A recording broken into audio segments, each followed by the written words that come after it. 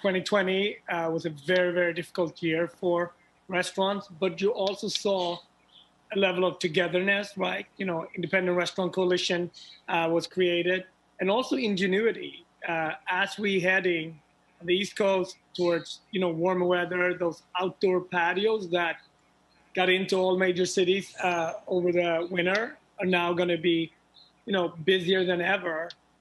So I see consumer confidence coming back. I see people going out, and indoor dining is still still a struggle. But I do think outdoor patio we will see it bigger and better than ever, because customers have gotten used to it, and it's also given a lot of life to the cities.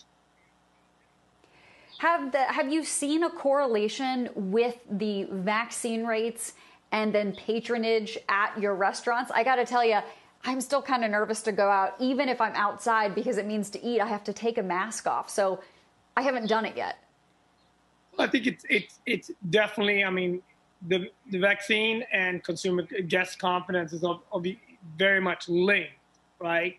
Especially when you then add outdoor patio to it. So I do think, but as chefs, as restaurateurs, we always figure out how to navigate through this. It's been a very challenging time, but we also seen some of the best work, like in our restaurants, we created Black Business Matters matching fund.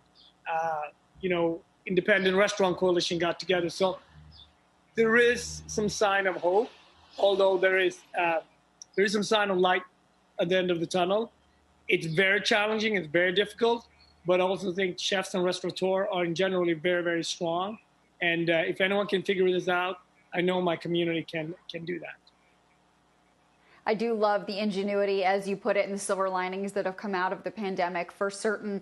Let's talk a little bit, if we can, about labor in your restaurants. Obviously, a really important part of at least the way that your restaurants are set up, of course, are the servers. It's a hard job. I was a server once myself. Are you able to attract enough servers to serve the customers that are coming?